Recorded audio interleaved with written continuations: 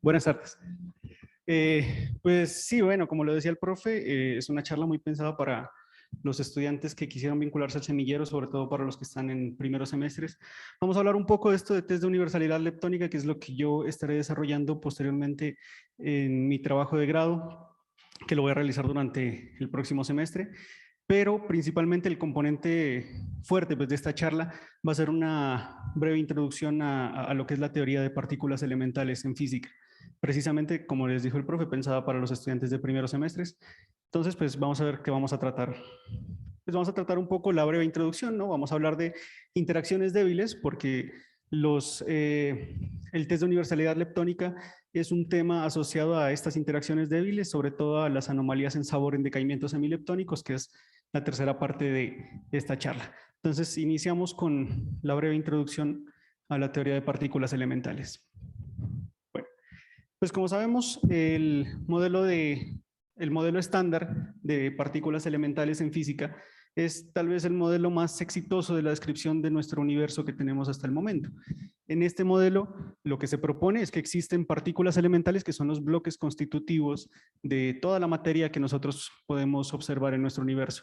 Y esos bloques constitutivos se están resumiendo aquí en este cuadro que tenemos aquí.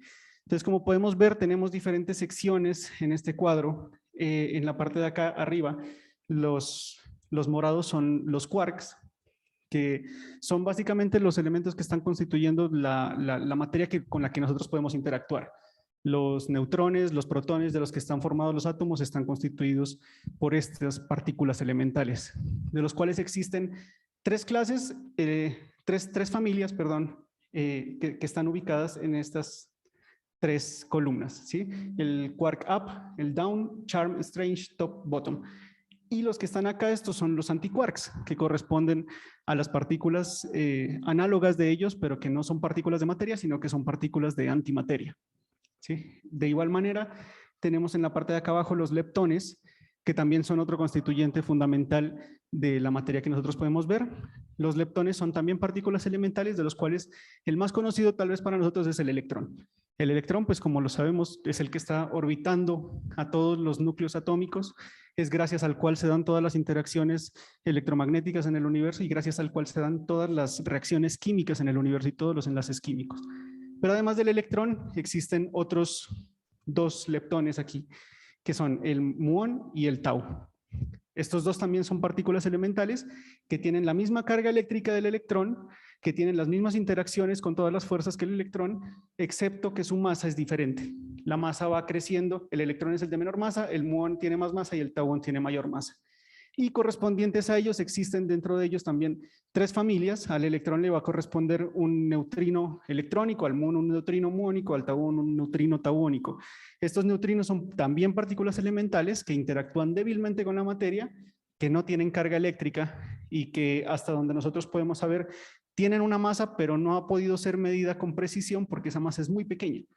Entonces, pues para todos los propósitos, generalmente para los cálculos que nosotros hacemos en física de partículas a este nivel, pues asumimos que los neutrinos tienen masa cero. Aunque sí tienen una masa, son partículas masivas que tienen masa. Y acá podemos ver las antipartículas de este grupo. Entonces, el positrón o antielectrón, el antimuón, el antitau y los antineutrinos que tenemos acá. De este lado tenemos los bosones gauge. Los bosones gauge son partículas encargadas de mediar las fuerzas que van a existir, las interacciones que van a existir entre estas otras partículas que nosotros mencionamos. Cabe mencionar que todos estos que tenemos acá son fermiones. Esto quiere decir que son partículas que tienen una propiedad cuántica que se llama el spin, que es semientero. ¿Sí? Tienen un spin semientero estas partículas y eso las hace obedecer un tipo de estadística que utilizamos en mecánica cuántica que se llama la estadística de Fermi-Dirac, por eso se llama los fermiones.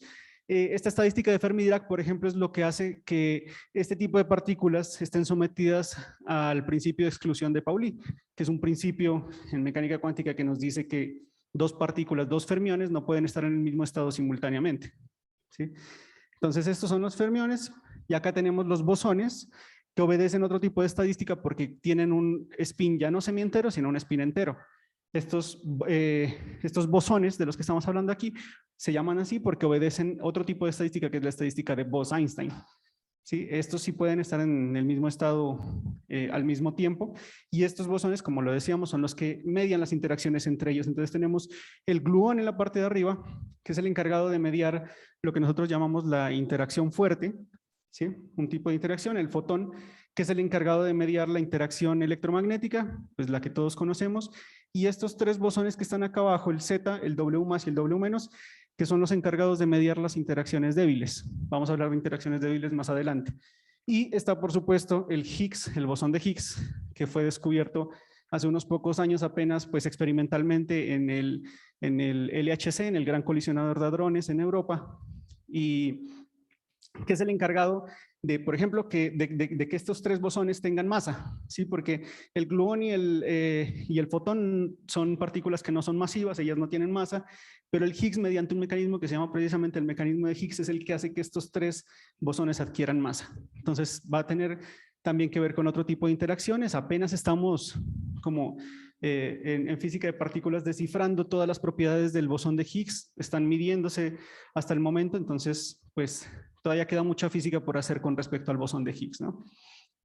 Acá tenemos una tabla sobre las interacciones que nosotros tenemos en el universo. Fundamentalmente existen 4 interacciones: la interacción fuerte, la interacción electromagnética, que está nombrada como EM, la interacción débil y la interacción gravitacional. La interacción gravitacional, pues todos la conocemos, la que nos mantiene pegados a la Tierra, la que mantiene los planetas en órbita. Esa interacción gravitacional es descrita, en primer lugar fue descrita por Newton con su teoría de gravedad universal, con su ley de gravedad universal, perdón. Y posteriormente fue completamente, hay un estudio mucho más completo y mucho más comprensivo de la gravitación, y es lo que nosotros llamamos la relatividad general de Einstein. Esa relatividad general básicamente trata con las propiedades geométricas de nuestro universo, de la constitución de nuestro espacio-tiempo, y por lo tanto podríamos pensarla como una especie de geometrodinámica, por decirlo así, ¿sí? Porque tiene que ver con las propiedades geométricas de nuestro universo. La interacción electromagnética, la teoría que la describe es la electrodinámica clásica, que fue desarrollada en el siglo XIX por Maxwell, Faraday y, bueno, tantos otros, sobre todo por Maxwell, que fue el que incorporó la interacción eléctrica y magnética en una sola fuerza, ¿no? Eso ya es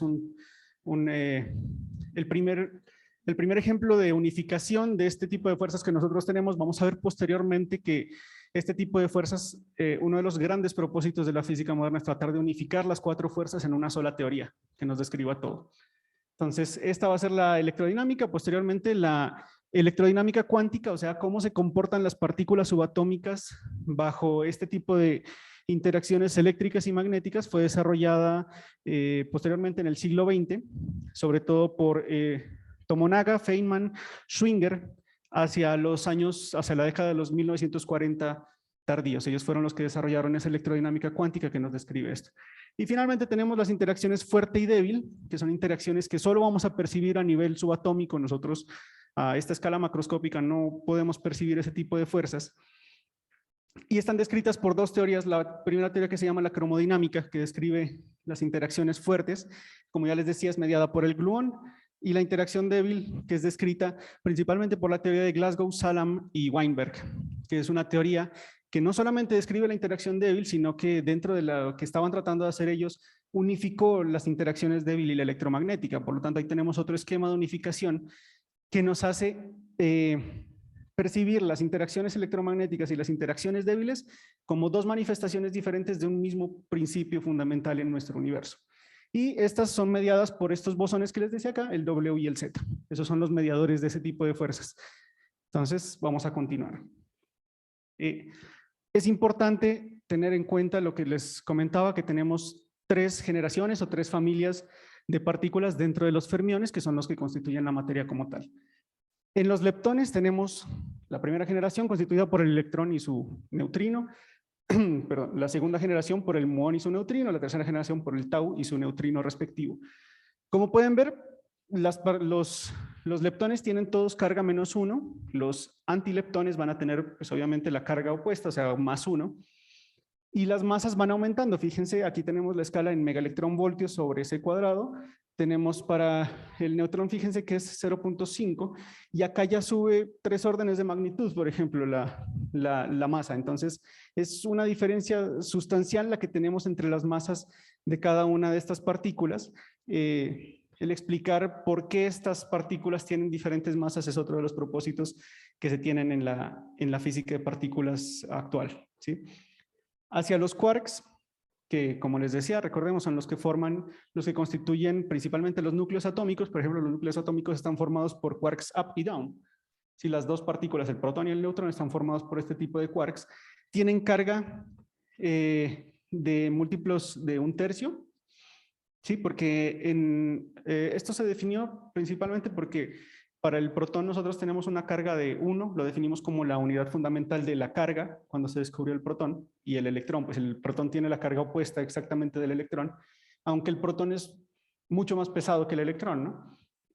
Pero entonces se definió esto y se encontró que se podía describir el protón y este tipo de partículas parecidas al protón, como el neutrón y otro tipo y otras partículas que nosotros conocemos como bariones, que están formados por 3 quarks o 3 antiquarks o mezcla de quarks y antiquarks, ¿sí? Pero siempre son 3 los bariones. Hay otro tipo de partículas que se llaman los mesones, que están constituidos por una combinación de un quark y un antiquark. Entonces, como vemos, les decía, tienen cargas que son múltiplos de 3, cada uno de ellos, negativas y positivas, y las masas, como podemos ver, también van en incremento cada vez que nosotros subimos en las generaciones.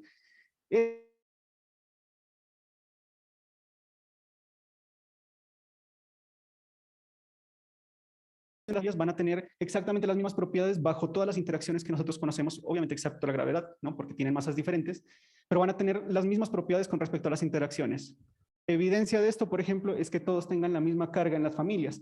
Si se pueden dar cuenta, el quark down tiene la misma carga que el quark strange y el quark bottom, ¿sí? Y el quark up tiene la misma carga que el quark charm y el quark top. Son las mismas cargas y eso es una evidencia de que, o sea, esto nos dice que ellos tienen las mismas propiedades de interacción mediante la fuerza electromagnética. Y asimismo van a tener las mismas propiedades de interacción entre ellas para la interacción fuerte y para la interacción débil. Y eso lo vamos a ver más adelante cuando veamos las interacciones. Listo. Los decaimientos. El decaimiento es una de los fenómenos fundamentales que ocurren en la naturaleza. Es prácticamente un principio universal que todas las partículas decaen a partículas más livianas, excepto que alguna ley de conservación se lo prohíba. En física, ustedes saben, son muy importantes las leyes de conservación, ¿sí? Y, por ejemplo, la conservación de la energía, la conservación de la masa. En cuántica existen otro tipo de leyes de conservación que nos dicen que se conservan algunas propiedades de estas partículas que nosotros etiquetamos por números cuánticos.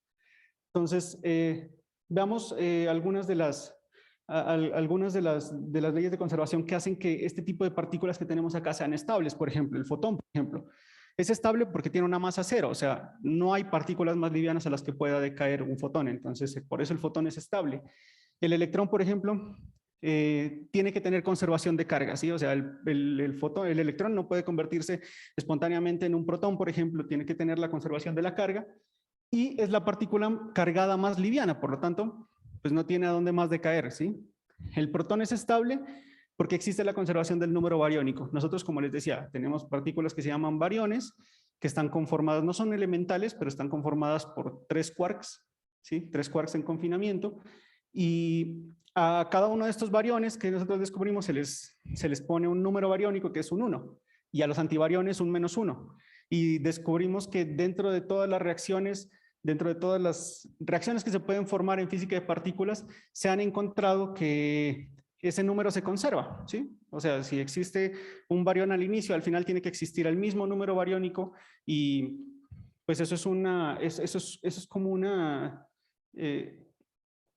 es una ley de conservación que existe en la física y que se descubrió simplemente fenomenológicamente, podríamos decir, viendo las reacciones que están ocurriendo, y eso es otra cosa que tiene. El protón es el barión más liviano y por lo tanto no tiene hacia dónde más decaer.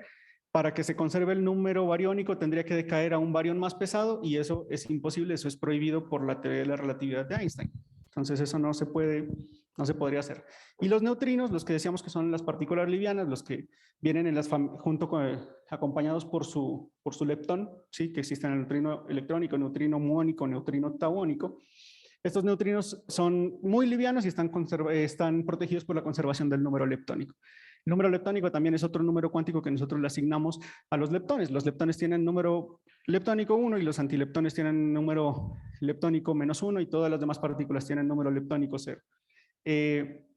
Cabe decir que existe una conservación del número leptónico por familia de leptones, ¿no? O sea, existe un número leptónico electrónico, un número leptónico muónico, un número leptónico tabónico, y eso tiene que conservarse dentro de las reacciones de partículas. Entonces, otra cuestión es que existen diferentes modos de decaimiento. A ese tipo de modos de decaimiento lo llamamos los branching ratios o razones de ramificación, podríamos traducirlo en español un poco, ¿no? Como les decía, es un principio fundamental que todas las partículas decaen a partículas más livianas. Y aquí tenemos un ejemplo. Entonces, el mesón K, el K más, el kaón, sí. El kaón positivo, por ejemplo, tiene diferentes modos de decaimiento. Puede decaer a un antimuón, ¿sí? Más un neutrino muónico. Y esto ocurre el 64% de las veces que se han observado en un laboratorio un decaimiento de estos. El kaón decae a un pi más y a un pi 0, que son mesones, ¿sí? Están formados por un quark y un antiquark, y esto ocurre el 21% de las veces. Decae a 3 piones el 6% de las veces, y decae a un electrón, un antineutrino electrónico y un pión el 5% de las veces. Entonces pueden ocurrir diferentes decaimientos en las partículas, y uno de los propósitos de la física de partículas es estudiar estas relaciones, ¿no? Cuándo decaen, por qué ocurre eso, cómo son las fuerzas entre ellos, cómo se da en ese tipo de decaimientos y de interacciones con las partículas.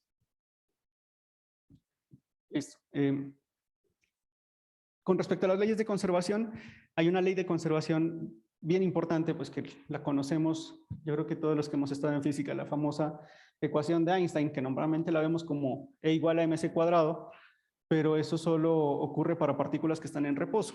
Para partículas que se están moviendo, se aumentan este término que tenemos acá que involucra el momento tridimensional de la partícula, ¿sí? Y esta es una de las leyes de conservación que ustedes, si deciden dedicarse más tarde a física de partículas, a la física de altas energías, estarán usando todo el tiempo. Esto es lo que nos dice a qué otras partículas pueden decaer. Esto es lo que nos dice que las partículas solo pueden decaer a partículas más livianas, ¿sí?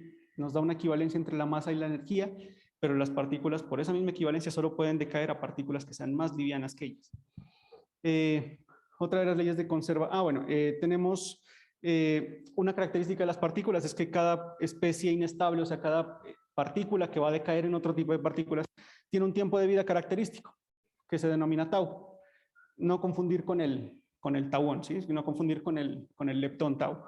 Entonces tenemos, por ejemplo, aquí el ejemplo de algunos tiempos de vida, son muy cortos. El del muón es de el orden de 10 a la menos 6 segundos, el de un pión es de 10 a la menos 8, el del pión neutro es de 10 a la menos 17 segundos. Cabe resaltar que entre más pesada sea una partícula, menor va a ser su tiempo de vida, ¿sí? Y uno de los propósitos de la teoría de partículas elementales es llegar a predecir estos tiempos de vida.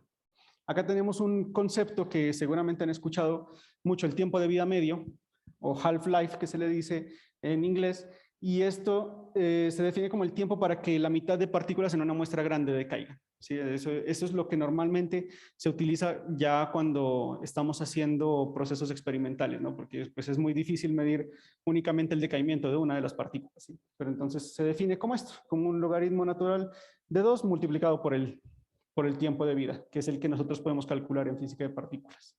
¿Sí? Como les decía, la teoría de partículas elementales, uno de los propósitos es calcular estos tiempos de vida, calcular esos branching ratios, o sea, hacia dónde va a decaer y en qué proporción van a producirse esos decaimientos, y las secciones eficaces que son,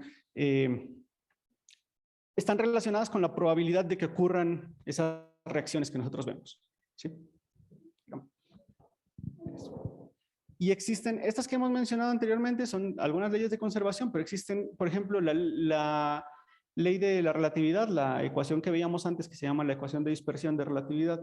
Esa es un principio de conservación, pero es un principio de conservación cinemático. O sea, tiene que ver únicamente con el movimiento de las partículas y con su masa. No tiene que ver con las interacciones entre ellas. Estas son leyes de conservaciones dinámicas que van a ocurrir dentro de las reacciones entre partículas y que nosotros vamos a tener que tener en cuenta para ver qué tipo de reacciones son posibles, cuáles reacciones no son posibles y para construir el modelo de partículas elementales. Entonces, una de las conservaciones es la conservación de la carga, ¿sí? Todas las interacciones, débil, fuerte, electromagnética, gravitacional también, van a conservar la carga eléctrica en las partículas. Cabe recordar que los bosones W, que son los que, dos de los bosones que median la interacción débil, son partículas cargadas y por lo tanto la carga puede ser cargada, digamos, valga la redundancia, por uno de ellos en una de las interacciones entre partículas. El color. El color es una característica, un número cuántico que no debe confundirse obviamente con el color, la característica, pues la cualidad física que nosotros podemos percibir con los ojos. Eso es un efecto electromagnético. Mientras que acá el color simplemente es un nombre que se le puso para definir un tipo de carga, o sea, una propiedad de esas partículas elementales que va a ser responsable de las interacciones fuertes entre esas partículas. El color solo lo cargan los quarks. Los leptones no tienen carga de color, por lo tanto, ellos no se van a ver afectados por la interacción fuerte. Los leptones, solamente los quarks. Las interacciones electromagnéticas y débiles no afectan el color, y los gluones, que son los que median estas interacciones, esos gluones cargan la carga de color, llevan la carga de color y por lo tanto median esas interacciones entre las partículas que tienen carga de color, ¿sí? Vale resaltar que todas las partículas que nosotros observamos en la naturaleza no tienen color, por decirlo así, ¿sí? entre comillas, o sea, que tienen que cargar, suponiendo una partícula que tenga un color rojo y una antipartícula que tenga un color antirrojo, ¿sí? Por lo tanto, la partícula va a ser sin color, entre comillas, o pueden cargar, hay tres tipos de cargas de color, ¿no? Que las han nombrado la azul, la verde y la roja. Como todos sabemos, pues por analogía con lo que nosotros percibimos en el mundo macroscópico del color, se ha decidido que pues esas son las tres cargas de color, porque ustedes saben que con esos tres se puede formar luz blanca. Entonces, prácticamente esa partícula sin color puede estar formada por una partícula que esté formada por tres quarks, uno azul, uno verde, uno rojo, y esa partícula se va a denominar como, bueno, no tiene color. Entonces, este tipo de interacciones solo se pueden ver a nivel de la física de partículas, pero experimentalmente todas las partículas que nosotros vamos a percibir, pues no a percibir, a detectar más bien, experimentalmente no tienen color y por lo tanto, generalmente este tipo de interacciones se van a reducir a que al inicio no tenemos color, porque tenemos todas las partículas, como les decía, con un color y un anticolor, o con rojo, verde y azul, y al final vamos a tener lo mismo, o sea, al final tiene que salir eso. A eso se va a reducir esa conservación del color. El número bariónico, como les decía, para los bariones, recordemos partículas formadas por tres quarks, ¿no? Es 1 para antibariones -1 y 0 para todas las demás partículas. Los leptones tienen número bariónico 0, ¿no? Esto es una indicación más o menos de que el número de quarks va a ser constante, este principio de conservación del número bariónico. El número leptónico, como les decía, tres números leptónicos, ¿no? El número leptónico electrónico, número electrónico muónico, número electrónico tauónico, y este número leptónico también tiene que conservarse bajo interacciones fuertes e interacciones electromagnéticas. Las interacciones fuertes no tocan leptones, por lo tanto, pues no va a haber problema con esa conservación. La electromagnética deja igual, y la débil también deja el número leptónico, pero puede cambiar el leptón. Como les decía, número leptónico muónico, número leptónico electrónico, pues en las interacciones débiles se puede intercambiar ese tipo de número leptónico. A pesar de que se va a conservar, pueden cambiar de identidad, por así decirlo, las partículas que están interviniendo en el proceso, en la interacción débil, ¿sí? Esta conservación del número leptónico parece ser que no es un principio tan universal. Hay algunos resultados que sugieren que no es un principio universal, como es las oscilaciones de neutrinos. Entonces, pero bueno, ese es otro proceso. Y la conservación del sabor. El sabor es lo que nosotros denominamos básicamente la identidad de la partícula, ¿sí? El hecho de que una partícula sea electrón, o que sea un quark up, o que sea un muón, eso es el sabor de la partícula prácticamente. Eso es lo que nosotros llamamos sabor. En interacciones fuertes y en electromagnéticas el sabor es conservado, o sea, la partícula que entró es la misma que salió de la interacción. Pero en interacciones débiles el sabor, hay una violación de esa conservación del sabor. Entonces, las interacciones débiles se producen unas violaciones interesantes de estas leyes dinámicas de conservación, y se va a producir unas violaciones interesantes también de las simetrías, que después vamos a explicar un poquito qué es eso. Y eso vuelve a las interacciones débiles como un sujeto de estudio, pues a mi manera de ver, bien interesante, como bien, tiene mucho que investigar. Sigamos, por favor. Gracias. Quería hablarles un poco también de las teorías de unificación. Como les decía, uno de los propósitos de la física actual es tratar de unificar las 4 fuerzas en una sola. Como les decía, la electricidad y el magnetismo se unificaron ya hace tiempo, en el siglo XIX, y la interacción débil se unificó con el electromagnetismo, con Glasgow, Salam y Weinberg, que fueron los que propusieron la teoría que nos permite estudiar las interacciones débiles. Entonces, Glasgow, Salam y Weinberg, esa es la unificación electrodébil, ¿sí? Inicia con 4 mediadores no masivos. Ellos supusieron al inicio que las partículas que mediaban las fuerzas elementales no tenían masa, pero posteriormente, al aplicar una cosa que se llama hacer invariante, al tratar de hacer esos sistemas invariantes bajo transformaciones gauge, ocurre una cosa interesante, y de ahí ocurre el mecanismo de Higgs. De ahí sale el mecanismo de Higgs, que es el que llevó a los físicos a predecir que podía existir un bosón que era el responsable de que, por ejemplo, los bosones W y el Z, que son los que median la interacción débil, tengan masa, porque pues los otros bosones no tienen masa, como les venía diciendo. La teoría de unificación SU5, por ejemplo, esto tiene que ver ya con las simetrías que tienen las partículas, con cómo transforman en diferentes sistemas de coordenadas. Y esa simetría es un concepto bastante matemático, bastante ¿cómo? Sí, perfecto. Sí, a eso iba, perfecto.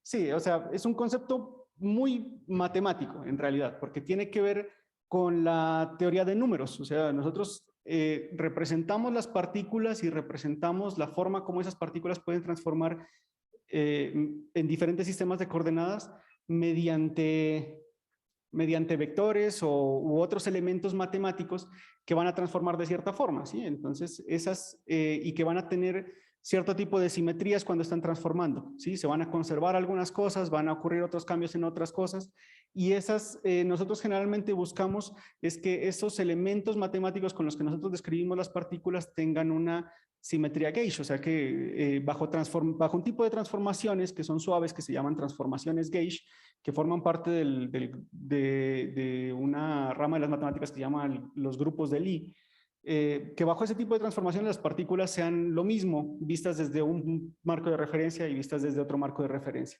¿Sí? El SU5 bueno, estos grupos de simetrías, generalmente a estos grupos se les asocia las transformaciones, como les digo, y estas transformaciones pueden ser representadas por matrices. Y esas matrices que nos representan esas transformaciones entre diferentes sistemas o algunas transformaciones internas que pueden ocurrir dentro del sistema físico, se representan por esas matrices, y esas matrices van a tener ciertas características. Entonces, por ejemplo, estas simetrías SU que nosotros vemos aquí ocurren cuando las transformaciones están representadas por matrices que son unitarias, es decir, que su inversa es la misma matriz conjugada, ¿cierto? Exacto. Jugado. Sí, la matriz transpuesta conjugada es la misma matriz inversa, ¿sí? Y el S hace referencia a que ese tipo de matrices tengan determinante 1. Entonces, esos son los SU que tenemos acá. SU, perdón, aquí me confundí, aquí no es SU, aquí es 1, no es con S. Ese no tiene determinante 1, esa solamente es unitaria.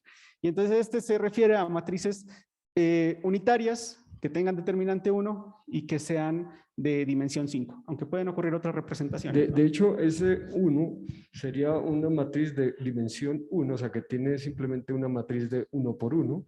Y si fuera especial unitaria, eso quería decir que sería simplemente el número 1, porque ya el determinante sería el mismo número, entonces por eso no puede ser ese 1. Pero, por ejemplo, ¿cómo son los vectores? Por ejemplo, ¿cuál es un ejemplo de un vector y cuáles son las componentes, por ejemplo, al que le aplica SU2, por ejemplo?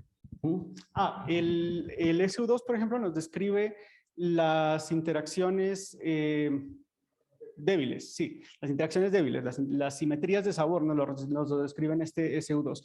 El SU3 nos describe las interacciones de color, ¿sí? Y el U1, que no es ese, el U1 nos describe una cosa que se llama la hipercarga, que tiene que ver con la carga electromagnética y con una cosa que se llama el isospin, que tiene que ver con con cómo se relacionan las identidades de las partículas, por así decirlo. Bueno, eso después yo creo que lo estudiarán ustedes si deciden continuar con las materias de la profundización en física de altas energías. Quería hacer énfasis, por ejemplo, SU2 son matrices 2x2, no piensen que son cosas extrañas, matrices 2x2 unitarias con determinante 1, y un vector al que aplica es, por ejemplo, el neutrino y el electrón, o sea, donde la componente es un vector columna, donde el componente de arriba es un neutrino, el componente de abajo es un vector, y esta matriz, lo que dice la simetría de SU2 es que esos dos componentes, o sea, el neutrino y el electrón, se pueden mezclar, uno las puede rotar como si rotara un vector en 3 dimensiones. Cuando uno rota un vector en 3 dimensiones, la matriz hace que se mezclen las componentes. De igual forma se puede mezclar el electrón y el neutrino. Y esto nos dice de alguna manera que ante esas rotaciones la física es invariante y de eso se trata. ¿Ok? Continúe, por favor. Listo, gracias. Sí, ese es el SU5. A mí, una anotación interesante que me parece hacer aquí, y es que, bueno, no sé, a mí me pasó cuando apenas entré a física. Estaba acostumbrado a que todos los sistemas físicos son como muy tangibles, digamos, ¿sí? Estamos acostumbrados a trabajar siempre en 3 dimensiones, acostumbrados a trabajar con objetos tangibles que tienen masa, con, bueno, carritos, bolitas, cosas así. Es importante que se vayan acostumbrando también a que la física se puede representar mediante sistemas que son bastante abstractos. Por ejemplo, esto, lo que les digo aquí, o sea, estos son grupos de simetría, son elementos que vienen puramente del estudio de la matemática y de las áreas más abstractas de la matemática, que es la teoría de grupos. ¿Sí? Y esto es lo que nos describe las interacciones y lo que nos describe las partículas elementales, entonces es importante que se vayan acostumbrando a eso. Seguramente, no sé si alguno de ustedes está ya en 5º semestre o semestres posteriores. Bueno, pues si ya han pasado 5º semestre se han dado cuenta de que cuando empiezan a ver mecánica analítica y empezamos a hacer un poco de abstracciones, por ejemplo, nos vamos a lo que se llama el espacio de fase, el espacio de configuraciones, que ya no nos está describiendo las partículas en un espacio tridimensional, sino que nos está describiendo cada coordenada de cada partícula como si fuera una dimensión de un espacio multidimensional. Entonces esas son las abstracciones que empezamos a hacer y que se vuelven muy importantes a medida que vayan avanzando en física y que nos permiten de verdad describir este tipo de sistemas complejos. Entonces es muy importante que se vayan acostumbrando a eso. Es una habilidad importante que debe tener el físico, esa capacidad de abstraer. Bueno, el modelo de unificación de Pati-Salam, por ejemplo, este es otro modelo de unificación que trata de unir las 3 fuerzas. Estos no se meten todavía con gravedad, porque es muy difícil pues, hacer experimentos de gravedad con las partículas elementales, porque la interacción gravitacional es la más débil de todas. ¿Sí? Entonces, el modelo de Pati-Salam parte de decir que hay 4 colores de quarks, no 3, sino 4. Y el 4º color se lo está asociando a los leptones. Entonces, este es otro de las teorías de unificación. Esto predice la existencia de corrientes derechas. Esto es una cosa interesante porque resulta que nuestro mundo, por allá en los años 50, creo que fue, se descubrió que no es simétrico con respecto al espejo. O sea, nosotros decimos, bueno, nos vemos en el espejo, la mano derecha es igual que la izquierda, si cambiáramos todo al revés, pues entonces nuestro mundo seguiría siendo el mismo, las leyes físicas serían lo mismo. Pero resulta que no. Hay interacciones que violan ese principio que se llama el principio de paridad, ¿sí? Y un ejemplo de eso son las interacciones débiles. O sea, de hecho, la firma de las interacciones débiles es que ocurra una violación de la paridad. Y esto se puede ver fundamentalmente en uno de los experimentos que se hicieron en los años 50 con neutrinos y se descubrió que resulta que ningún neutrino puede tener su spin apuntando en la misma dirección que su momento. Siempre va al contrario. Eso. O sea, a eso se le llama que tengan quiralidad izquierda. Entonces, resulta que todos los neutrinos que nosotros vemos son izquierdos y todos los antineutrinos son derechos. Y eso es una de las evidencias de la violación de la paridad en nuestro universo. Entonces, esta teoría de Pati-Salam nos predice la existencia de corrientes derechas, es decir, que se va a violar esto, pero pues hasta el momento no hemos observado neutrinos derechos y por lo tanto no se sabe si esto sea completamente adecuado para la descripción del universo o no. Y la famosa teoría de cuerdas que nosotros tenemos, esa es una de las, pues tal vez la teoría más exitosa que se trabaja, que trata de unificar las 4 fuerzas elementales, es la única que se está metiendo con gravedad. Pero pues como ustedes saben, hasta el momento no tiene comprobación experimental, por lo tanto todavía está en veremos eso, pero hay mucha gente que se dedica a eso y que está trabajando sobre teoría de cuerdas. Es una teoría interesante. Sigamos, por favor. Listo.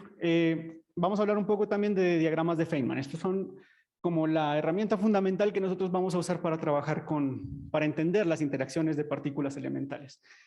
Es simple, o sea, los diagramas de Feynman nos describen las 3 interacciones, fuerte, débil y electromagnética, ¿sí? Y se van a basar en estos 3 vértices fundamentales, que básicamente lo que nos dice, por ejemplo, acá, para la interacción fuerte.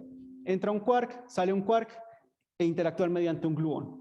Eso es lo que nos está diciendo en este vértice fundamental de la interacción fuerte. La interacción electromagnética, entra una partícula cargada, sale una partícula cargada, que en este caso pues es un electrón, e interactúan entre ellos mediante un fotón, el fotón que es el que media la interacción electromagnética. Y acá las interacciones débiles, entra un fermión, sale otro fermión, y ellos interactúan mediante un Z o mediante un W, dependiendo si es una interacción débil cargada, sería con un W más o con un W menos, y si es neutra, entonces vendría siendo con un Z. En todos estos vértices tienen que producirse esas leyes de conservación que nosotros vimos antes, ¿sí? La carga eléctrica, el número bariónico, el color. Entonces, sobre estos vértices fundamentales se construye cualquier diagrama de Feynman. Cualquier diagrama de Feynman se va a construir superponiendo diferentes vértices de estos. Y así se van a construir las teorías. Y estos diagramas de Feynman nos van a servir a nosotros para calcular una cuestión que se llama las amplitudes de las reacciones. Eso tiene que ver con la probabilidad de que una reacción entre partículas ocurra, y eso nos va a servir para determinar pues lo que veníamos diciendo antes, ¿no? El propósito de la física de partículas, calcular branching ratios, calcular secciones eficaces y calcular tiempos de vida. Eso sería.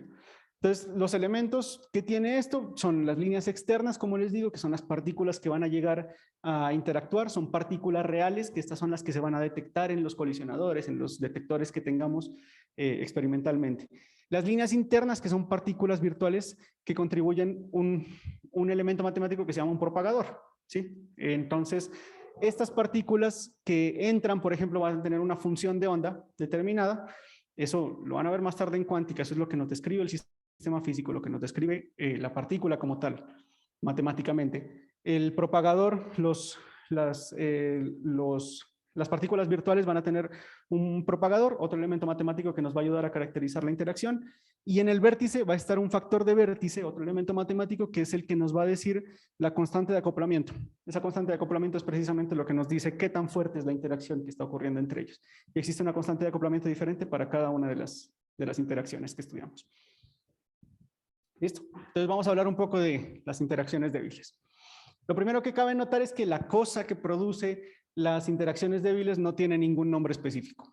¿Sí? Así como lo que provoca las interacciones electromagnéticas es la carga eléctrica, perdón, no magnética. La carga eléctrica es lo que produce las interacciones electromagnéticas.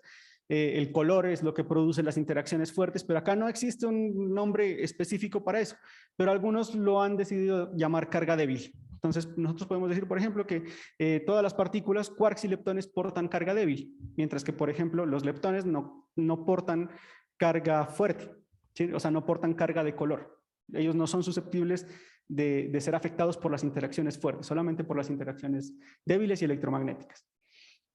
Entonces, existen 2 tipos de interacciones débiles, las cargadas y las neutras. Las cargadas van a ser mediadas por los bosones W más, W menos, que como se dan cuenta, pues como les mencionaba anteriormente, son masivos, tienen masa, son los únicos bosones que median interacciones que tienen masa, y esas masas no son despreciables, son unas masas bastante grandes, son de 80.40 gigaelectronvoltios. Por ejemplo, la masa de un protón es de 0.9 gigaelectronvoltios más o menos.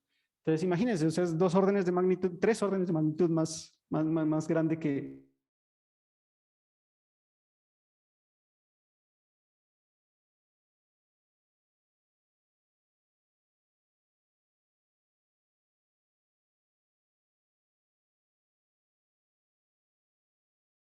interacción débil es que exista violación de la paridad. Generalmente porque van a, o sea, mejor dicho, cuando ustedes tengan una interacción débil, cuando en una interacción entre partículas se produzca un neutrino, eso tiene que ser una interacción débil necesariamente, porque el neutrino no tiene carga eléctrica, no tiene carga de color. Lo único que lo afecta a los neutrinos son las interacciones débiles. Si tienen un neutrino por ahí, eso ocurrió una interacción débil sí o sí. Pero pueden ocurrir interacciones débiles entre otras partículas que no necesariamente van a producir neutrinos, pero la firma distintiva de esto es que va a ocurrir la violación de la paridad, como les decía, o sea, no va a haber simetría derecha-izquierda, la simetría del espejo, que podríamos llamarla. Y estas son las únicas que pueden causar un cambio de sabor, o sea, un cambio en la identidad propia de esas partículas que están interactuando acá. ¿Sí? Esto solo ocurre en las interacciones cargadas, ¿no? Con los W. En los zetas no ocurre un cambio de sabor. Y por lo tanto, como estas son las únicas interacciones en las que puede ocurrir un cambio de sabor, son las únicas interacciones capaces de producir un decaimiento verdadero. Otras partículas pueden ocurrir ciertos procesos que podemos llamar decaimientos, pero a veces al nivel fundamental nos podemos dar cuenta de que eso simplemente es un reempaquetamiento de los quarks que habían por allá adentro, sino que al final se miden como si fueran partículas diferentes que las que entraron, pero en realidad no ocurrió ningún cambio de identidad en las partículas a nivel fundamental, mientras que acá sí va a ocurrir un cambio en las partículas a nivel fundamental, como lo vamos a ver. Aquí tenemos algunos ejemplos de interacciones débiles. Entonces tenemos nuestro diagrama de Feynman. El tiempo se dirige de izquierda a derecha. ¿Listo? Entonces, aquí en este diagrama de Feynman, la dispersión débil semileptónica que tenemos acá, por ejemplo, lo que nos está diciendo es que ingresa un quark down, ingresa un neutrino, ellos dos interactúan mediante un W menos y después sale un quark up, ahí se produjo un cambio y arriba se produjo un cambio en la identidad del neutrino que produce un electrón. Como se dan cuenta, recordemos las familias, ¿no? Las familias o las generaciones de partículas estaban formadas el electrón y su neutrino, el muón y su neutrino, el tauón y su neutrino. Esas son las tres familias de leptones. Las tres familias de quarks son down con up, top con bottom y, bueno, al revés, esa es la tercera, ¿no? Up con down, charm con strange y top con bottom. Esas son las tres familias. Si se dan cuenta, esto cambió de identidad de las partículas, pero conservó la familia. ¿Sí? Entró un neutrino electrónico, salió un electrón. Entró un quark down, salió un quark up. Y ellos interactuaron mediante un W. Pues esa interacción no es mucho, simplemente se llama una dispersión débil semileptónica, una dispersión, porque interactuaron las partículas, pero siguieron su curso por el universo, podríamos decir. Y esta interacción prácticamente no va a ocurrir en la realidad, ¿sí? Porque existe un fenómeno que se llama el confinamiento de los quarks, y eso quiere decir que siempre que nosotros intentamos separar quarks, entre ellos se va a formar otro quark. Y en última nosotros vamos a detectar eso como si fuera otra partícula. O sea, los quarks solo pueden existir confinados dentro de un barión, recordemos 3 quarks, o dentro de un mesón, un quark y un antiquark. Entonces, esta reacción nunca no se va a producir. Lo interesante de esto es que los diagramas de Feynman nos permiten alterar ciertas cosas que con ese mismo proceso nosotros podemos estudiar otros procesos que sí se dan en la naturaleza o que son más complejos o que son más comunes. Si volteamos este diagrama para un lado, nos queda este diagrama que tenemos acá abajo de los decaimientos semileptónicos. Y este ya es un proceso que se da en la naturaleza. Entonces tenemos dos quarks, un quark down, un quark up, que entran a nuestra reacción, ¿sí? Ese par quark down, quark up, cuando están confinados, se van a detectar como un como un pión menos, ¿sí? Como un pión menos, estos dos van a interactuar entre ellos, pues están confinados, mediante un W van a decaer en un electrón y un neutrino electrónico. Si se dan cuenta, es el mismo diagrama. Perdón, sí, es un antiquark. Bueno, eso es otra de las cuestiones que cabe explicar. Las flechas nos están indicando hacia dónde en el tiempo están viajando las partículas, ¿sí? Si una antipartícula se puede interpretar como una partícula que está viajando hacia atrás en el tiempo, y por eso las flechas, como nos damos cuenta, apuntan en la dirección opuesta al tiempo. Entonces, acá sí teníamos todas partículas, como les digo, esa no va a ocurrir en la vida real, pero acá abajo tenemos un quark down, un anti-quark up, ¿sí? Interactúan mediante un W y va a salir un electrón y un antineutrino electrónico. Y es exactamente la misma reacción, nos va a servir para calcular la amplitud de esta reacción, y esta reacción ya se da en la naturaleza y ya nos va a permitir explicar y estudiar uno de los decaimientos importantes que se dan en física de partículas. Aquí, esta reacción de acá es prácticamente la misma, sino que si ustedes se dan cuenta, lo que hicimos es que al diagrama que está arriba, le volteamos la lineecita del neutrino. Cuando se la volteamos, aquí nos queda un antineutrino y un electrón, que es como lo que teníamos en el diagrama de acá al lado, ¿verdad? Y acá tenemos un quark down, un quark up que están entrando acá. Esos dos son los que van a decaer en este par electrón-antineutrino, ¿sí? Y por acá van a haber otros quarks, un quark down, un quark up, que van a ser quarks espectadores. Ellos no intervienen en la interacción débil, ¿sí? Y este diagrama que nosotros tenemos aquí es el diagrama del decaimiento del neutrón. Ese decaimiento del neutrón, que es el que nos permite que todos los elementos radiactivos se conviertan en elementos más estables. Eso es lo que se da siempre cuando tenemos elementos radiactivos. Entonces, un proceso de este calibre, de esta categoría, proviene de un diagrama, pues así de sencillo, podemos verlo. Es prácticamente el mismo diagrama, están íntimamente relacionados entre ellos. Van a ser los mismos diagramas de Feynman, y ahí nos vamos dando cuenta de la importancia de esos diagramas de Feynman que nos permiten determinar todas las reacciones posibles que pueden ocurrir entre las partículas que nosotros estamos estudiando. ¿Sí? Aquí, como nos podemos dar cuenta, les decía, un quark down, quark up, esto es un neutrón. ¿Sí? Este interactúa por aquí, cambia de identidad hacia un quark up, hay un cambio de sabor por la interacción mediante la emisión de un W, sale un electrón, un antineutrino, y por acá vamos a tener un protón. Recordemos que esto se llama decaimiento beta porque originalmente los que descubrieron esto vieron que de los elementos radiactivos salían cierto tipo de rayos que eran masivos, que aparentemente tenían partículas de alta velocidad, cargadas y masivas, y que salían a altas velocidades. Esas partículas eran los electrones.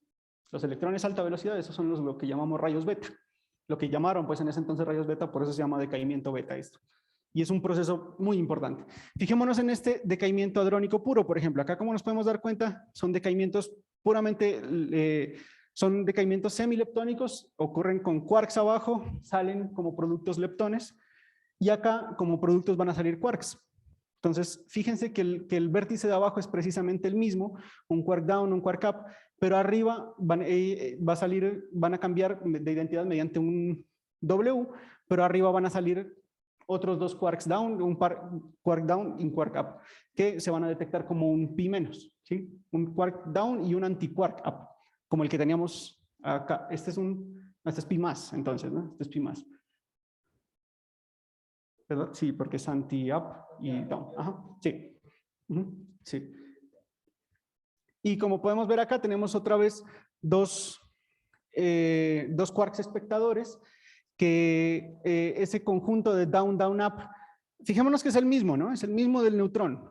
Lo que pasa es que va a estar en otro estado energético, y como está en otro estado energético, se va a detectar como otra partícula completamente diferente, que va a ser un delta cero, un barión delta cero. Y acá nos va a salir un protón. Entonces, este proceso nos está describiendo el decaimiento del barión delta cero. ¿Listo? Y acá tenemos otro proceso que, como nos podemos dar cuenta, es el mismo diagrama. Lo que pasa es que acá va a existir, si nos damos cuenta en estos diagramas, como les decía, no existe un cambio entre las generaciones de partículas, ¿sí? Quark down sale un quark up, esos dos son de la misma familia. El electrón, el neutrino muónico, el neutrino electrónico, perdón, son de la misma familia. Acá existe un cambio de familia, y esto es bien interesante. Decimos que es un decaimiento hadrónico con cambio de extrañeza, porque aquí entró un quark strange y salió un up. ¿Sí? El quark strange tiene un número de extrañeza 1, y el quark up tiene un número de extrañeza 0. Cambió la extrañeza también. Ese es otro de los principios que se va a violar en las interacciones débiles, por ejemplo. ¿Sí? Acá tenemos los mismos productos de arriba, va a decaer en un pi, pero aquí es donde se va a producir un cambio de extrañeza. Entonces hay un cambio en la generación o en la familia de partículas con la que estamos trabajando, y vamos a ver que los decaimientos de los que les voy a hablar más adelante, que es donde se produce esa violación de la universalidad leptónica de la que vamos a hablar, se va a producir. Va a haber un cambio entre esas generaciones. Sigamos, por favor.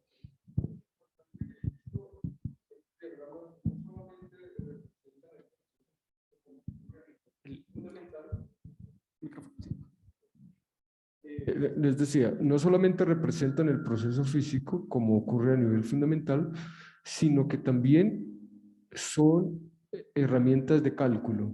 Con cada vértice hay una estructura matemática, con cada pata externa hay una estructura matemática, entonces cumplen dos funciones, representan la física y además representan el cálculo que uno hace, ¿ok? Sí, precisamente, pues como les decía, estos diagramas nos van a permitir calcular un número prácticamente que se llama la amplitud, que está relacionado al tipo de, perdón, a la probabilidad de que ocurra esa reacción que estamos estudiando. Aquí están algunos de los componentes matemáticos que vamos a encontrar ahí. Como les decía, ¿no? Cada una de las líneas internas de un diagrama de Feynman nos va a contribuir un propagador. Pues aquí tenemos el propagador de interacciones débiles. Va a haber un propagador diferente para interacciones electromagnéticas, para interacciones fuertes, ¿sí? Eso, exacto. Aquí, esta partícula de aquí, que es una partícula virtual, esa nos contribuye un propagador al proceso. Y ese propagador va a ser ese es el elemento matemático.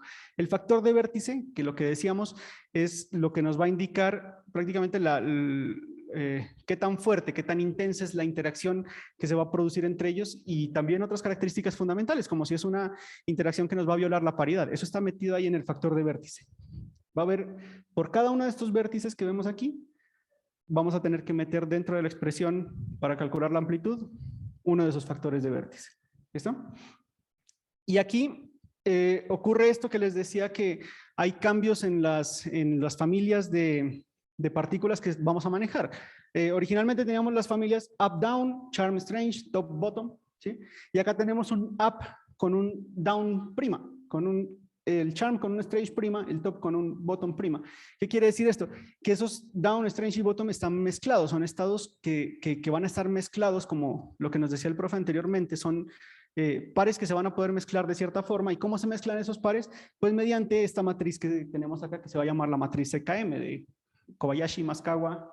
Sí, ellos Kabibo, inicialmente, los fermiones están en una base que se llama la base de interacción, que es donde uno define las simetrías de la teoría. Pero en esa base, la matriz de masa no es diagonal, ¿sí? Entonces uno hace una diagonalización de la matriz de masa, hace que sea diagonal. En esa base, los estados tienen masas bien definidas, en la base de interacción no tienen masas bien definidas, y por eso uno tiene que rotar a estados de interacción, a estados de masa. Listo. Eso, entonces esto nos va a definir nuevos estados que van a ocurrir cuando nosotros tenemos una interacción débil, y estos elementos de aquí de la matriz nos van a indicar qué tan probable es que una de esas interacciones se dé, y por eso tenemos estos números acá. Pero fijémonos en algo interesante, fijémonos en los elementos diagonales, por ejemplo, y vean que los elementos diagonales son muy cercanos a 1. O sea que las interacciones débiles, la mayor parte del tiempo sí se conservan dentro de las familias propias. O sea, siempre, la mayor parte del tiempo vamos a obtener de un up, un down, o de un charm, un strange, de un top, un bottom.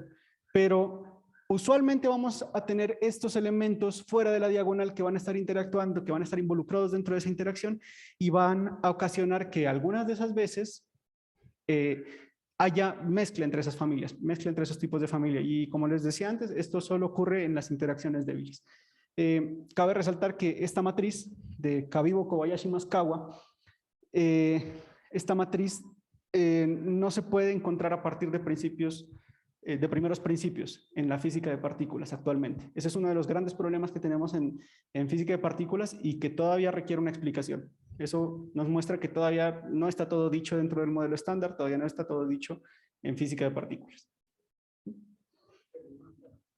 Pero, sí, es una matriz unitaria, eso sí, es una matriz unitaria y eso sí se puede deducir de primeros principios, sí.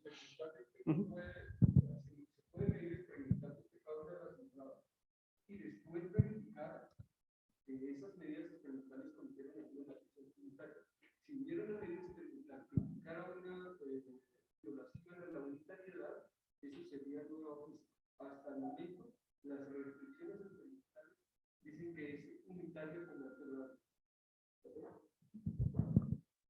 Listo. Entonces, vamos a ver lo que es el corazón de lo que voy a desarrollar yo en mi tesis posteriormente, que es las anomalías de sabor en decaimientos semileptónicos. Entonces, vamos a ver de qué se trata esto. La universalidad leptónica, ¿a qué hace referencia? A lo que les decía anteriormente, que todas las partículas de diferentes familias interactúan de igual forma bajo diferentes fuerzas.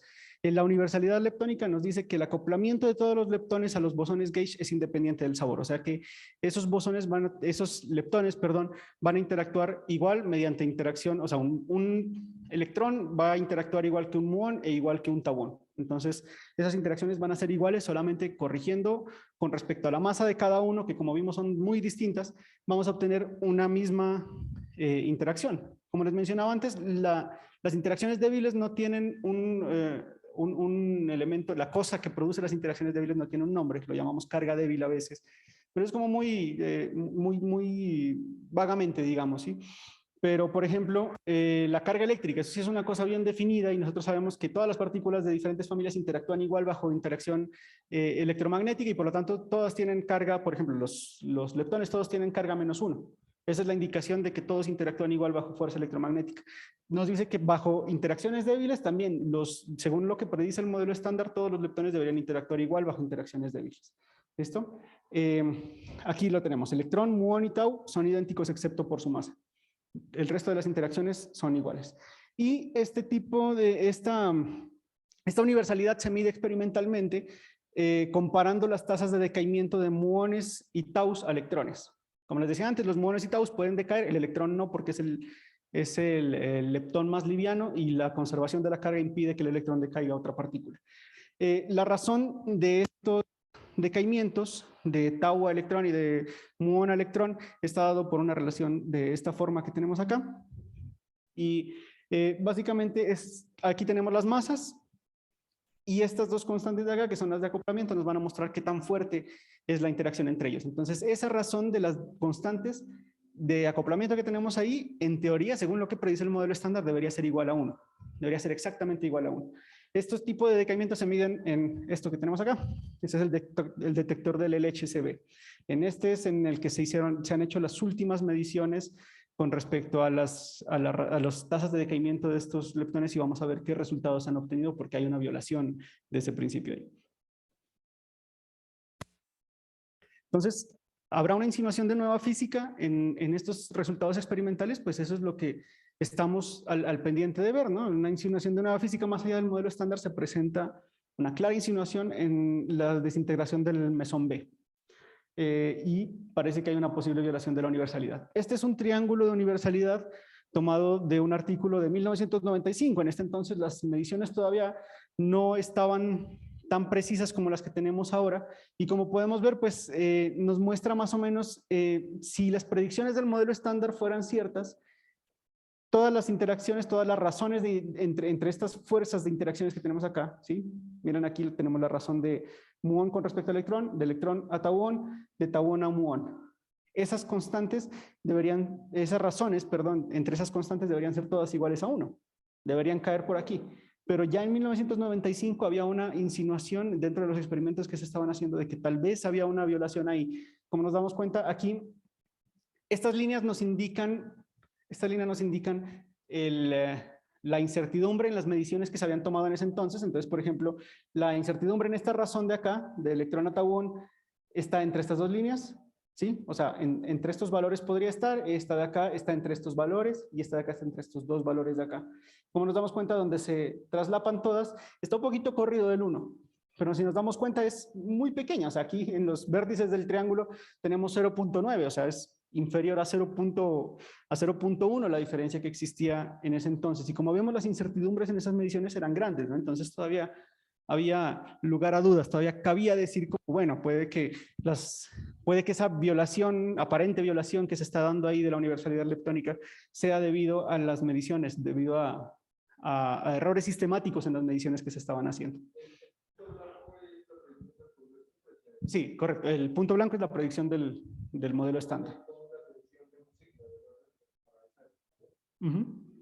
Sí, sí, entonces era pequeña la desviación, pero ya se observaron las anomalías en el decaimiento del mesón B y aquí podemos ver mediciones hechas en 3 experimentos diferentes, ¿no? En el LHCb, en Bauer y en Bell. Y acá tenemos esta gráfica que nos muestra, en Bavar ya se habían hecho, bueno, los números que están abajo nos indican a qué energía se hicieron esas colisiones, pues no nos interesan por el momento mucho, pero sí nos interesa ver que, miren, la razón entre esos branching ratios debería ser 1. Y bueno, en los experimentos de Bavar y Bell sí estaban desviados del 1, pero todavía la incertidumbre era bastante grande, tanto que dejaba lugar a dudas de, bueno, ¿será que hay una violación o será que no hay una violación? Pero ya nos damos cuenta que en las mediciones del LHCb, cuando se hizo esto, ya nos da una desviación estándar muy chiquita. Entonces tenemos una incertidumbre muy pequeña por acá que ya está fuera del 1. Y la desviación que se observa entre el 1 y este resultado que se está obteniendo acá ya es de 3.1 desviaciones estándar, lo que tenemos acá.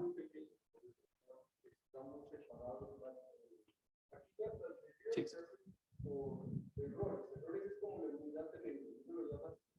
Entonces, fíjense que cuántos errores hay entre el valor y la línea esperada por el modelo. Hay tantos, cuántos errores hay. Sí, exacto. Entonces es un error de 3 desviaciones estándar. Cuando nosotros trazamos una campana de Gauss, por ejemplo, que creo que todos lo han hecho ya en física experimental, si trazan una campana de Gauss, ustedes ven la desviación estándar y ustedes se dan cuenta de que a 3 desviaciones estándar ya están como el 98% de los datos, una cosa así. O sea que una desviación de una discrepancia de 3 desviaciones estándar es importante porque ya está por fuera de la campana de Gauss si nosotros tuviéramos una distribución normal, por ejemplo. Entonces, eso es lo importante que se ha logrado medir en el LHC, es la medición más precisa que se ha hecho con respecto a eso y ese resultado de ahí nos está indicando que tiene que existir una nueva física más allá del modelo estándar. Tienen que haber correcciones que nosotros tenemos que hacer a ese modelo estándar. Como les decía, estos se miden con respecto a los branching ratios, ¿no? Entonces acá lo que midieron es el branching ratio del decaimiento de un mesón B hacia un cahón. Eso es lo que se está midiendo aquí. Entonces, si vemos, esto va a decaer, a veces va a decaer hacia un muón y un antimuón, y a veces va a decaer hacia un electrón y un positrón. Y entonces, la razón de las tasas de esos dos decaimientos tendría que dar 1 si es que la interacción débil, si es que los leptones, el electrón y el muón interactúan de la misma forma mediante interacción débil. Pero como estamos viendo, pues esos experimentos nos muestran que ya hay una discrepancia ahí. El valor que se obtuvo acá en el LHCb fue de la razón entre estos dos branching ratios de 0.864. Pero como les digo, o sea, los errores son muy pequeños, entonces ya está por fuera de 3 desviaciones estándar. Eso es una insinuación de nueva física. Tiene que existir nueva física dentro de ese modelo. Para hallar las 3 desviaciones estándar, toman el 1, que es lo que predice el modelo estándar, le restan 0.864 y lo que dé los dividen entre el error y eso les va a dar el 3.1, ¿ok? Listo. Eso, continuamos, por favor. Listo, entonces hay modelos de nueva física. Entonces vamos a ver más o menos este diagrama de Feynman que tenemos acá, ya habiendo visto un poco de diagramas de Feynman. Esto es lo que nos está representando el proceso que están estudiando en esos aceleradores de partículas. Entonces, como vemos, entra un mesón B más, que está formado por un quark up y un anti-bottom, ¿sí? Entran a la reacción y el quark up es un quark espectador, como se dan cuenta, porque no está involucrado en la reacción que estamos estudiando. Pero acá se produce una reacción interesante. Esto que tenemos aquí se llama un loop o un bucle, podríamos decirlo. Y cuando se producen interacciones a este loop es que podemos obtener estos cambios de este cambio de un quark quark anti-bottom a un quark anti-strange.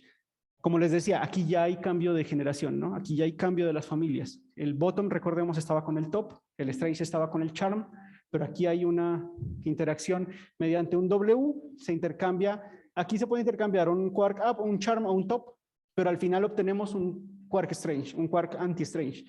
Y esta interacción que está abajo, lo que nos está indicando gamma sobre Z0, nos está indicando que esta interacción que parte de ahí hacia acá, que nos da origen a los dos leptones, que puede ser electrón o muón, puede estar mediada por interacción débil o por interacción electromagnética, ¿sí? Pero lo que nos interesa es esa interacción débil allá arriba, la que está mediada por el W+, la que tiene cambio de extrañeza. Esa es la que nos está dando ahí. Eso es lo que, donde está como el meollo del asunto de esta violación de la universalidad leptónica.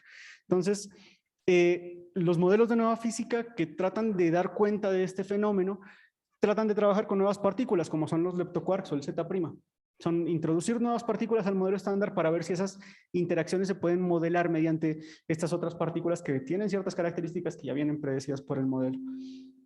Hay otros nuevos modelamientos también en la simetría de la teoría cuántica de campos. Las simetrías, como lo decíamos, ¿no? Son cómo transforman las partículas, estas matrices de las que veníamos hablando. Entonces, como otra concepción de cómo se pueden dar esas simetrías dentro de la teoría de partículas, ¿sí? Y hay otras teorías que tratan de dar cuenta de eso mediante mezclas de quarks y leptones con nuevos fermiones vectoriales. Este es uno de los posibles diagramas que nos está indicando esa misma interacción, pero ya mediante un leptoquark, que es una de esas nuevas partículas que se están proponiendo acá. Entonces, este es uno de los modelos posibles que podría haber. En este momento, como es un fenómeno reciente, es un fenómeno todavía desconocido, se están planteando muchos modelos al respecto. Hay unos que dan cuenta de la interacción, pero violan otras cuestiones que veníamos trabajando con el modelo estándar. Hay otros que predicen nuevas cosas. Entonces, sobre eso es sobre lo que se está trabajando actualmente. ¿Iba a decir algo? Fíjese que los estados iniciales y finales son los mismos. Aquí nosotros tenemos inicialmente un B+, que está hecho de un UV, y el estado final es un K+ y 2 leptones. Con los leptoquarks, en el estados intermedios también se obtiene exactamente los mismos estados iniciales y estados finales. Lo que el cambio ocurre a nivel interno, porque hay un vértice nuevo que involucra al LQ, ese LQ es un leptoquark, que mezcla a un quark con un leptón. En el modelo estándar no existe ningún vértice que una a un quark con un leptón. Todos los vértices del modelo estándar tienen quark o leptones con leptones, pero nunca mezclan quarks y leptones. Eso es propio de teorías más allá del modelo estándar. Listo. Entonces, sí, eso sería. Y las conclusiones, vamos a ver entonces. Entonces, el modelo estándar es una exitosa descripción de la materia y sus interacciones. Como lo hemos visto, es el modelo tal vez más exitoso que tenemos en el momento de esa descripción que tenemos, pero todavía tiene sus problemas, ¿sí? Los resultados de nuevos experimentos sugieren que el modelo estándar debe ampliarse para dar cuenta de fenómenos recientemente observados que son incongruentes con algunas de sus predicciones teóricas, como lo que estamos viendo en las violaciones de sabor en los decaimientos semileptónicos del mesón B. Y las anomalías de sabor en decaimientos semileptónicos son una evidencia convincente de la existencia de física más allá del modelo estándar. Tiene que haber física más allá del modelo estándar sí o sí. Todavía estamos viendo cómo es esa nueva física, cómo es que vamos a plantear nuevamente ese modelo de materia e interacciones que tenemos en física. El planteamiento de modelos de nueva física es un área de gran interés para los físicos, por eso es un área de gran interés la física de altas energías, bueno, por esto y por muchas otras cosas, y es un área donde hay mucho trabajo que hacer y donde muy seguramente vamos a obtener los nuevos descubrimientos. Recordemos que a finales del siglo XIX, Lord Kelvin dijo por allá que solo existían dos pequeñas nubes en el panorama claro de la física, y que eran la descripción de la radiación de cuerpo negro y la descripción del efecto fotoeléctrico, y esas dos terminaron fundando dos de las ramas de la física moderna que nosotros tenemos hoy, la cuántica y la relatividad. Entonces, quién sabe si esto puede ser evidencia de que tal vez vaya a existir una nueva teoría de aquí en adelante, y eso nos corresponderá tal vez a nosotros estudiarlo. Y varios modelos de nueva física pueden dar cuenta de estos fenómenos observados, pero aún queda un largo camino para lograr una comprensión completa de la estructura del universo. O sea que hay mucho trabajo en física, hay mucho que hacer todavía, la física no está completamente dicha. Y la física de altas energías es un campo pues caliente para este tipo de descubrimientos nuevos. Eso sería todo. Muchas gracias.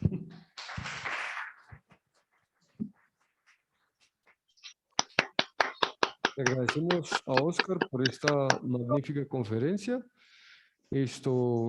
Entonces abrimos a preguntas.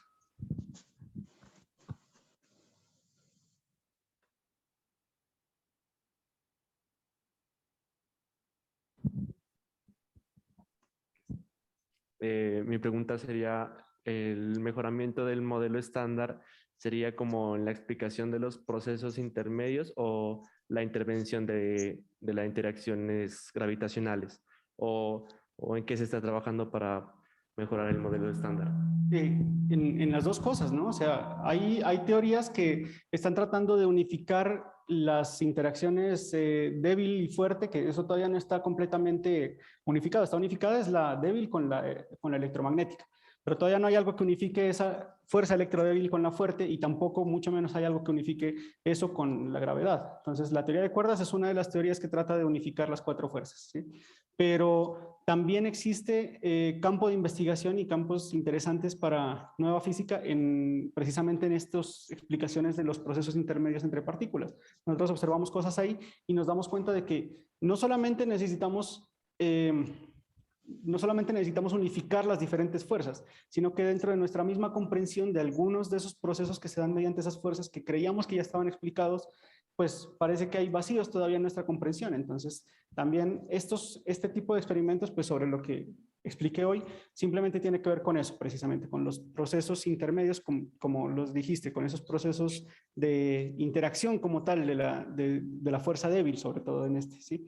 Pero sí, claro, o sea, también hay muchas ramas, no sé, mucho trabajo en el campo que trata de unificar las cuatro fuerzas fundamentales. Eso también es un área de investigación interesante en física de altas energías. ¿Más preguntas?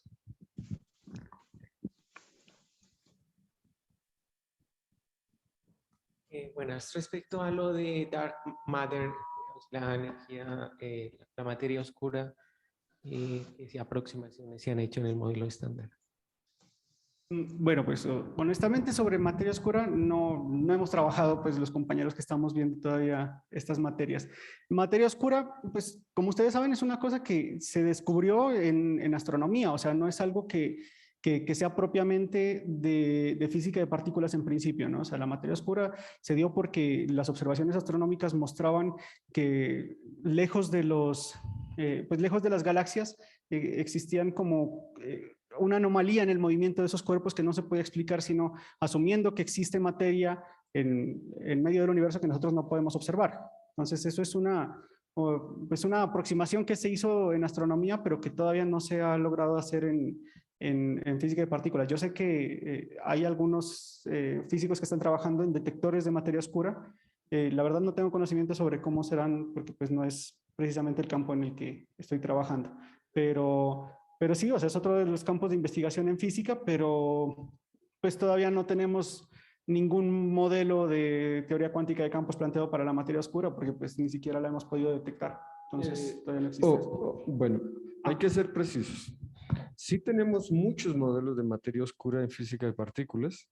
El inconveniente hasta el momento es que no ha habido detección directa, si me hago entender. Entonces, todos nuestros modelos de física más allá del modelo estándar, por lo general tienen candidatos a materia oscura. De hecho, un modelo que estamos trabajando con el profesor Gisbey y el profesor Juan Carlos, que estamos peleando con un referee, ahí nos aparece un candidato a materia oscura y uno puede calcular en el universo temprano, por ejemplo, si hubo una producción suficiente de materia oscura que genere la cantidad necesaria para explicar las observaciones. Entonces, hay modelos, es un área muy importante de investigación en física de partículas, es generar las cantidades de materia oscura suficiente para explicar las observaciones astronómicas. Y digamos que hoy en día la mitad de los físicos de partículas trabajan en modelos de materia oscura. Es un campo muy activo, parte de la física de partículas. Claro, hasta que no haya una medición de materia oscura en un laboratorio y que podamos medir las propiedades, no podemos distinguir qué clase de modelo de los tantos que hay de materia oscura es el que corresponde a la naturaleza. También no es la única opción, hay otros modelos, que es lo que se llama MOD, que se llama modelos de gravedad modificada, pero hasta donde yo entiendo y he hablado con la gente que trabaja en materia oscura, los mejores modelos son los que se llaman de materia oscura fría, que son los que vienen de partículas. O sea, los mejores modelos de materia oscura son los que provienen de los modelos que hacemos en física de partículas. ¿Ok?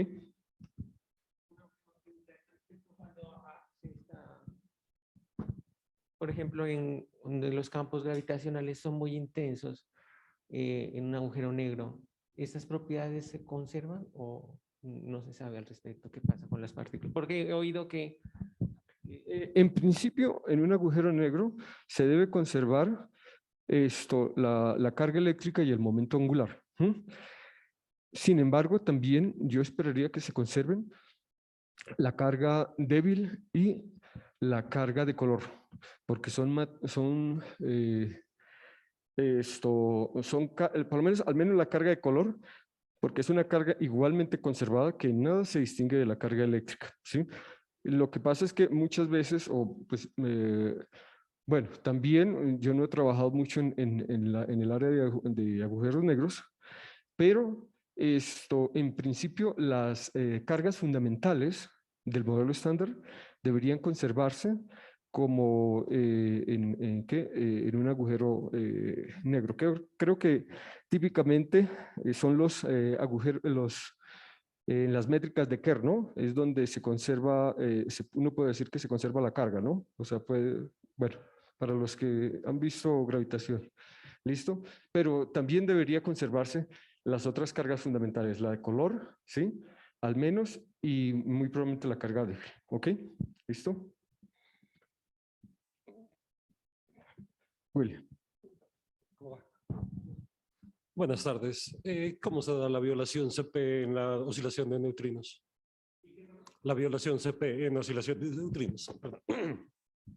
Pues honestamente no hemos estudiado mucho acerca de oscilaciones de neutrinos. Yo creo que el profe le podría comentar más acerca de eso, ¿no?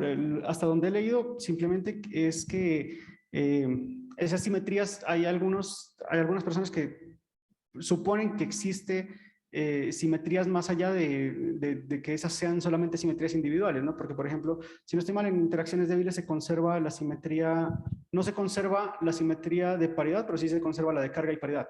Sí, pero entonces en oscilaciones de neutrinos, pues como les decía, aparentemente no se conserva. No hemos trabajado mucho en eso todavía en las materias que hemos venido viendo, pero pues no sé si el profe nos pueda ayudar algo ahí. En principio puede haber violación de CP en el sector de neutrinos, solo que por lo general es muy difícil de medir. O sea, en el caso de los quarks es relativamente fácil porque los efectos son proporcionales a las masas de los mesones y las masas de los mesones son típicamente grandes. El mesón más liviano es del orden de 139 megaelectronvoltios, mientras que las masas de los leptones son mucho más pequeñas que las de los mesones y las masas de neutrinos, pues qué decir, ¿no? Entonces, el problema no es que no exista, muy probablemente puede existir violación de CP, pero el problema es la medición. Hasta el momento, sin embargo, hay experimentos planeados para medir violación de CP en el sector de neutrinos. ¿Ok?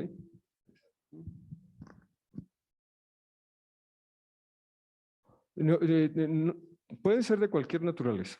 Esto previamente es el semillero, ¿no? Entonces, pueden preguntar lo que quieran. ¿Puede tener sentido el momento en partículas subatómicas? ¿Puede tener sentido el momento en partículas subatómicas? Sabiendo que las partículas van a tener un estado cuántico, que puede ser onda y puede ser materia. Sí, de todas maneras las ondas también tienen momentum, ¿no? El momentum de una onda también está metido dentro del vector de onda que nosotros llamamos. Entonces, sí, o sea, de hecho las ondas, y no solamente las ondas en materia, sino que también las ondas electromagnéticas cargan un momentum. O sea, eso está predicho ahí, sí, obviamente. O sea, esa es una de las cuestiones fundamentales con las que nosotros trabajamos cuando modelamos las partículas elementales como elementos matemáticos. Por ejemplo, los fermiones que se modelan como un elemento matemático que se llama los espinores. Las componentes de esos espinores incluyen términos que incluyen el momentum y la energía. Entonces, sí, y de hecho nosotros cuando trabajamos en estas partículas elementales, nosotros cuando hacemos las integraciones que nos dan origen a esas amplitudes de las que hablaba en el modelo de Feynman, nosotros lo hacemos en el espacio de fase, es decir, en el espacio donde se tienen como coordenadas los momentums, podríamos decir eso, ¿sí? Entonces, sí, o sea, obviamente tiene sentido hablar de eso. De hecho, en teoría cuántica de campos nosotros consideramos que existen un campo distribuido en todo el universo para cada una de las partículas que nosotros tenemos. Y cada partícula va a ser una perturbación dentro de ese campo. Y esa perturbación obviamente se puede mover en el espacio-tiempo y ese movimiento en el espacio-tiempo está mejor descrito por un momento. ¿Más preguntas?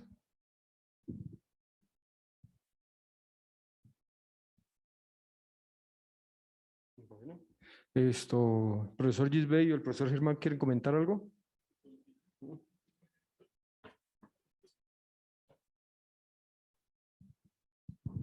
Hola Oscar, muchas gracias por la charla, muy buena, excelente. En la diapositiva número 10, en la página número 10, una preguntita.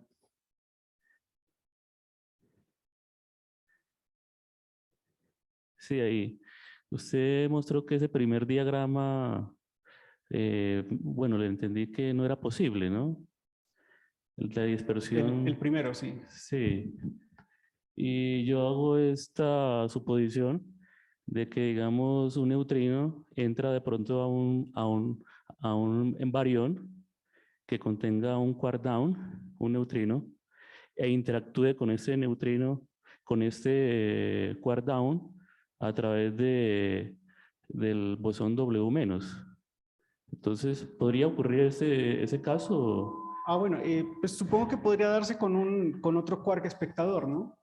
Si consideramos que hay un quark espectador en la reacción, pues yo supongo que ya podría existir el confinamiento de los quarks ahí, entonces sí podría existir como tal, pero pues, o sea, así como está, tal cual como está, así solamente con eso. Ok, ok, o sea Ajá. que, pero si hace parte el down, el quark down hace parte de un barión, ahí sí se puede dar ese tipo de interacción. Yo supondría que sí, yo supondría Ok. que sí se puede dar, sí. Sí, por ejemplo, si es parte de un neutrón, entonces habrían otro down y otro up, que serían espectadores, y entonces en principio podría convertirse en un ¿qué? En un protón, ¿sí? Entonces, sí, se convierte, en principio, habría que ver la cinemática, porque no siempre que exista el proceso a nivel fundamental significa que tiene la cinemática para hacerlo, pero yo creo que sí. Ahí se podría convertir un neutrón a lo mejor en un protón, ¿sí?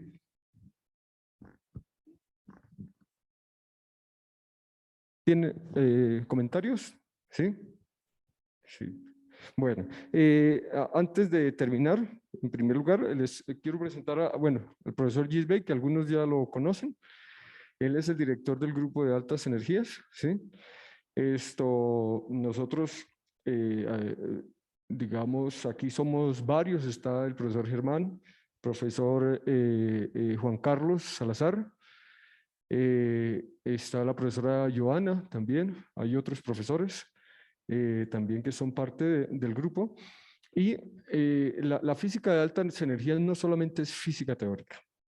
Eso es lo que hacemos nosotros, y los que estamos aquí, los profesores de aquí de la Universidad de Nariño, la mayor parte hacemos física teórica de altas energías, pero aquí también se puede hacer muchísima física experimental. Y entonces, por ejemplo, tenemos exalumnos graduados de aquí, como el profesor Alex Tapias, como el profesor David Martínez, que ellos también estarían encantados de dirigir tesis de pregrado. Y en estas en física de experimental, por ejemplo, ustedes pueden aprender Machine Learning, ¿sí? Y técnicas de análisis lo que llaman data mining, ¿sí? Es minería de datos, por ejemplo, cosas muy prácticas que se aplican no solamente para física de altas energías, sino también para todas las áreas. Entonces, el área de física de altas energías es un lugar donde hay muchas posibilidades y ustedes pueden de alguna manera elegir y, por ejemplo, qué área les gusta. Si eventualmente deciden hacer una pequeña tesis, por ejemplo, en física experimental, nosotros ya estamos próximos a tener un primer pequeño equipo de física experimental, y con la ayuda de algunos egresados aquí de la Universidad de Nariño, ellos están dispuestos a dirigir tesis también para las personas que quieren hacer cosas experimentales en física de altas energías. ¿Ok? ¿Alguna otra comentario? Bueno, entonces, si no es más, muchas gracias a todos, muchas gracias a los que han estado escuchando también por la sala Zoom. Y bueno, entonces, es probable que en 8 días tengamos otra charla, no del semillero, sino una charla del Departamento de Física con un profesor visitante que se llama Álvaro Bastías, que él trabaja en temas, creo que de óptica, si no estoy mal, ya no es necesariamente de altas energías, sino también, digamos, es un área más amplia, pero también están igualmente invitados para esta charla, ¿ok? Entonces, muchas gracias a todos por venir y gracias por el entusiasmo que a pesar del agua y de las malas condiciones, estuvieran aquí presentes. Bueno, eso es todo, entonces le agradecemos nuevamente a Oscar.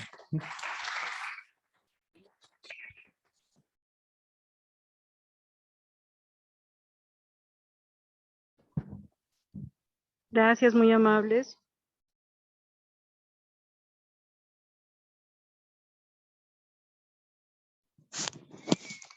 Muy interesante.